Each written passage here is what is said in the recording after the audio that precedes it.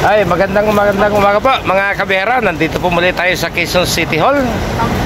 Apat na bus po tayo rito. At tayo po magbibigay serbisyo sa ilang taga-district, different district po ng mga manggagawa po ng Quezon City Hall.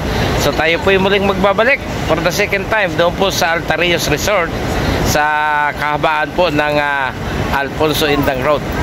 So tara, biyahe po tayo mga kabihera. Okay, time check po tayo, 7:30 ng umaga po tayo nakarating dito sa Altarillos Resort, dito po sa Indang Alfonso Road sa lalawigan ng Cavite. So ayan, kararating din lang po nung isa, habang yung ating mga pasahero ay nagsisipagbababaan na.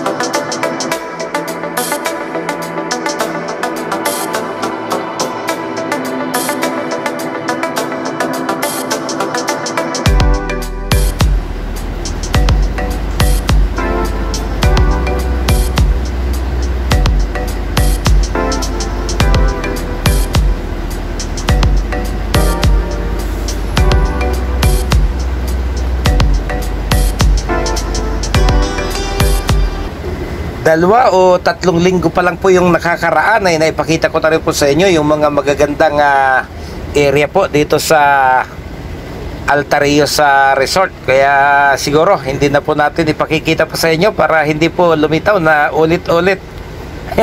Nakakasawa at nakakaumay din naman kung palaging nakikita po natin. So wala namang mga ipinagbago yung paligid, yun pa rin. Ibinabahagi ko lang po sa inyo yung naging takbo natin papunta rito muli mga kabiyahero.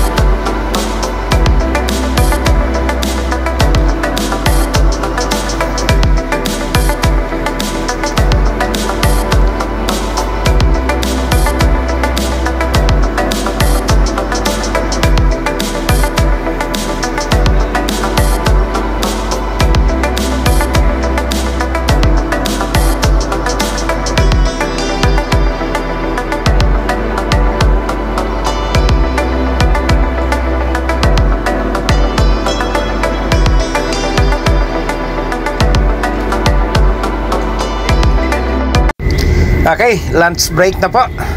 Binigyan na po tayo ng mga meal stub. Apat na driver po kami binigyan ng meal stub para po ibigay dito sa namamahala po ng pagkain. So mauuna na po tayo dahil yung pong iba nasa activity pa. Pag dumagsa po kasi sila, nako, ay napakahaba na po ng pila. Mahigit 200 tao po sila mga kabiyahero.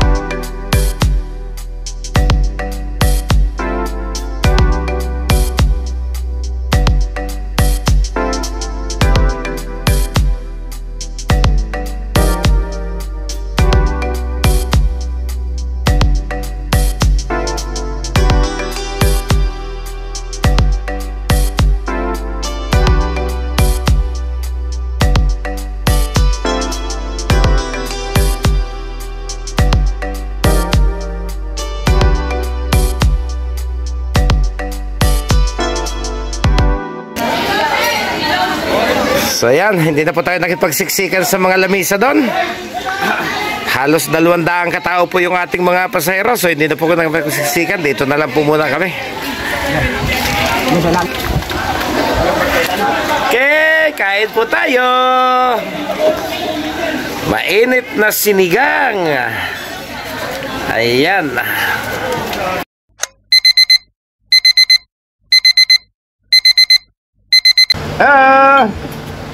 Gandang gabi. Andito po kami para patabaing baboy, nakatambay ang bus, kakain, tatawagin, pagkakain. So, hapunan na po tayo mga kabiyero.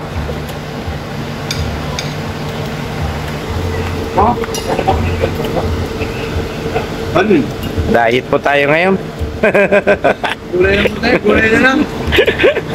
Yung isang tao, daming saging, oh. Gulay na lang tayo. Ito po yung aming buhay kapag ganitong overnight ang biyahe. Pero kapag hindi kami kasama sa accommodation, may kusina naman po yung aming mga bus. Kumakain kami at nagluluto.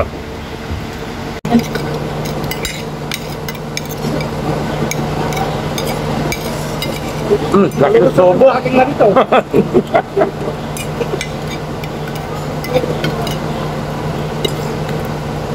Kung bukas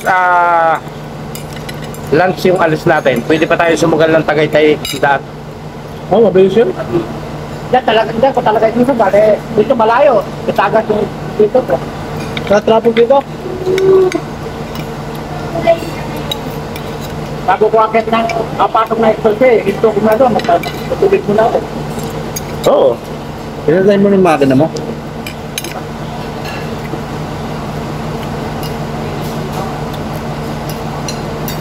Tapusin muna natin yung pagkain. Baka lumabas na wala tayong respeto sa grasya.